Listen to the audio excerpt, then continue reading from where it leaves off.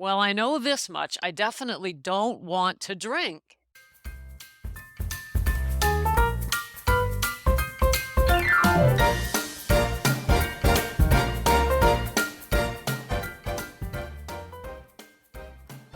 Hello, gals, and welcome to Sober Living Snippets, where we help you live alcohol free so you can heal your relationships, feel youthful again, and ditch regret and shame. Becca here with your Monday snippet. We're back. It's Monday, the beginning of a new week. If you know me, you know that I love Mondays. I actually love beginnings, which is really great because we get them every day. That's why I'm a morning person. Every morning I wake up and I think, new possibilities. Anything can happen. Okay, anyway, let me get to today's snippet because that ain't it. I want to ask you a question. What would you think if you were to ask me, Becca, what do you want for dinner? And I were to say to you, well, let's see. I don't want pizza. Definitely don't want chicken. I'm not in the mood for lasagna. Well, let's not have steak. I don't want soup. Don't give me any spaghetti. Wouldn't you say, okay, fine, what do you want? Wouldn't you say that? Of course you would. Imagine going to a restaurant. The waiter says, what would you like? And you tell him everything on the menu you don't want. We don't do that. What if I said to you, what would you like to do this weekend? And you just gave me a long list of things you did not want to do. Obviously, we don't do this. And yet, it is how we create our thoughts. I'm not kidding. Bear with me here. For some reason, we think about what we don't want instead of what we do want. I don't want my kids to be upset. I don't want to be late. I don't want to get sick. I don't want to drink. I don't. In other words, this is partly worry.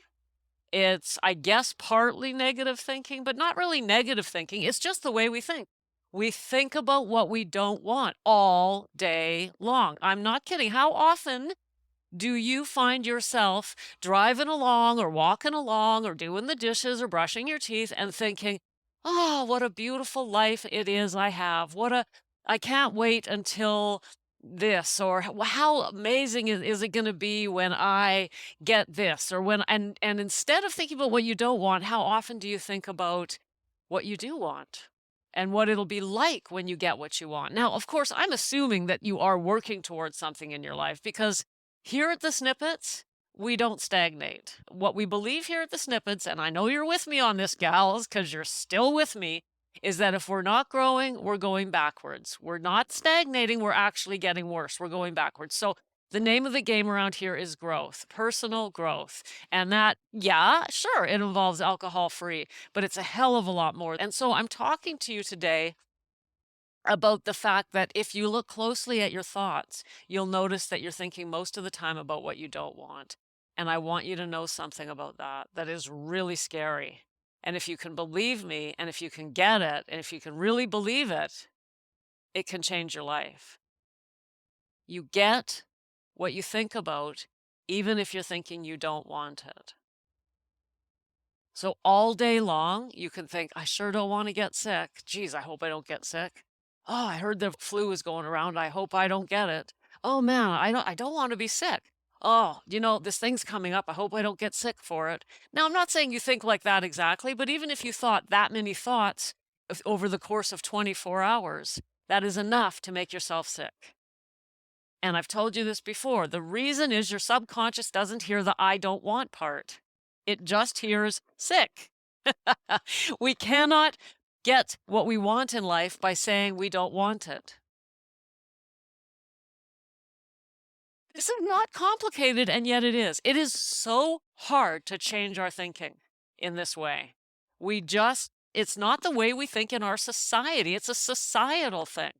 We're not taught to think all day long about the beautiful things we want in life and how amazing things are going to be when we get them and how we're going to get them. and how happy we're going to be and the next steps we're going to take to go there and what it's going to look like. In fact, half the time, we don't even believe that we can get what we want. We may be working towards a goal, but for the most part, we're thinking, oh, yeah, well, I'm going to fail. What about this? I've failed before. It's going to be hard. And when we think about what we don't want, I'll say it again, just in case, we are actually inviting it into our lives. So I've been working on this for a long time, couple of years now, and it is so hard. And that is what I want to ask you today. Why is this so hard? I invite you to try this. I dare you to try and think, and this is not positive thinking, by the way. To be honest, I'm not a huge fan of positive thinking. It's kind of useless. I'm also not a fan of just positive affirmations. I am healthy. I'm a millionaire. I am happy. Is bullshit. It just doesn't work. Okay. But instead, this is very different from that. Positive thinking is just basically not facing reality. We have to face the facts of our lives. So if there's something in our life that we don't like, so let's say it's alcohol, and I'm saying to you, don't think about what you don't want. And I'm also saying to you, don't be a positive thinker and you have to face the facts. Then that kind of backs you into a corner. Where does that leave you? I'll tell you where it leaves you. You accept the fact that you've got alcohol nagging you, bugging you, that it's a problem. I accept that alcohol's a problem in my life. I accept it. We don't resist it, because anything we resist, we keep to us. It stays with us. I don't want it. I don't want it. I don't want it. Remember, right? I don't want to be sick. I don't want to be sick. Will make us sick.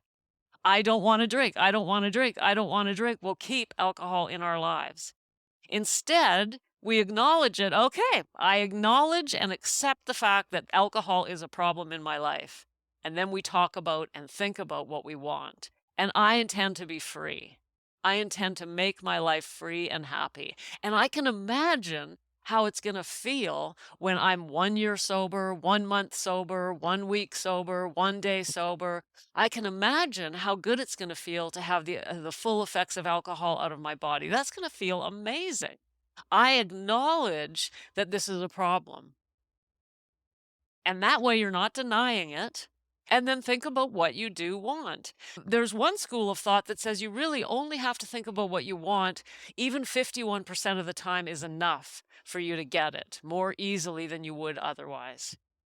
Start noticing your thoughts, and I dare you to deny that you think most of the time about what you don't want. And that's just weird, but it's how we think. I hope we don't crash. I hope we don't wipe out. I hope I don't fall down. It's icy out. I don't want to fall. This is how people talk all the time. I don't want to get sick. I don't want to be late. I don't want to have an argument with so-and-so. I don't want to, right? This is such an unhealthy way to think, and it's societal. It's how we're raised. It's the way it is. And I would love it if you would give yourself an opportunity to try and think in the opposite direction. I'm saying acknowledge the problems in your life and then think about what you want. It's actually very simple and very difficult, which we've talked about lots. The simplest things are the most profound, and simple doesn't mean easy. It's simple. Think about what you want. Acknowledge that there's a problem, think about what you want, and think about it in detail, and think about it over and over again. I can hardly wait until I've got this is going to be amazing. I'm going to do this. I'm going to do that. I'm going to treat myself to a new outfit. I'm going to, etc., etc. Why not? So, number one, when you think about what you don't want, you keep it in your life. So I don't want to get sick, you're going to get sick. I don't want to drink, you're going to be drinking. And when you think about what you don't want, there's no room for you to think about what you do want. So, as I said, very simple, but not easy. For some reason, we are programmed the other way around. How can you start training yourself? Use that journal of yours. Use your sacred space. And when you sit down, you can start by just writing intention lists. I intend to be alcohol free, and here's what it's going to look like. This is what it's going to, my life. Write about what you want, not about what you don't want. so that you can start training yourself to think about what you want and not about what you don't want. And again, without avoiding and without ordinary positive thinking, which is just denial. I hope this helps, gals. Remember, we get what we think about, whether it's positive or negative. So the next time the flu's going around, what are you going to say to yourself? I don't want to get sick? No, why not? I have no intention of getting sick. I heard the flu's going around, but yeah, I'm not in the mood. I don't have time, so I'll pass. Thank you very much. That's not denial. Just making a decision. I've decided I'm not getting sick. Thank you very much. And if you do, you do. Whatever. At least you know you didn't bring it into your life. Okay, so the moral of today's story is stop thinking about what you don't want, because all it does is keep it there. Acknowledge that you have a problem and then think about what you want instead of obsessing about what you do not want. Oh my God, could it be any simpler or any more difficult? I don't know. Typical, right? That's just what the mind is like. It's hard to train. And before we go, today is the 3rd of February. A couple of days ago, we finished the Juicy January Sobriety Challenge that we did together. I did with a bunch of gals in Facebook. And it was absolutely amazing. Built a bunch of new relationships, got to know a bunch more of you. And it just warms my heart to no end. And if I haven't met you yet, your time is coming. I just stay in my world and I can hardly wait to meet you. I invite you to go to the show notes and sign up to get my sober living letters. They are complimentary to the snippets. And in them, I'm sending you supplemental information on the snippets, not to mention guides, checklists, all sorts of good stuff for sober living. Once you've signed up, if you don't see your letter, please check your spam folder because they can accidentally end up in your spam. You've got to invite me into your inbox, my dears. And one more thing I want to say. On January 1st, 2025, I decided that the snippets would go from 5 days a week to 3, Monday, Wednesday, Friday. Did that for the month of January to see what it felt like. I tried it on. And then I asked some of you, some of the gals from the January challenge, what you thought about that. And the feedback I got was that you were kind of enjoying the 5 days a week and kind of missed me on Tuesdays and Thursdays. And you know what's funny? I felt the same way. I was feeling a bit floundery. I'm like, what's missing? What's missing? My Tuesday, Thursday snippet is missing. And so I've decided, yes, you got it. Your wish is my command, my dears. Your wish is my command. We're going back to 5 days a week. I hope that's all right with you. If you don't want to hear me 5 days a week, hey, you know how to control that machine of yours. But I'm back Monday through Friday for the foreseeable future. And that means we have so much growing to do together. Welcome to February. Welcome to the idea of not thinking about what you don't want and instead thinking about what you do want so that you're not drawing to yourself crap that you just don't want in your life. Sending you tons of love, and I'll see you tomorrow. Tuesday, tomorrow. See you then. Thanks for popping in. Be sure to come back tomorrow so we can keep your head on straight. Sending you buckets of love.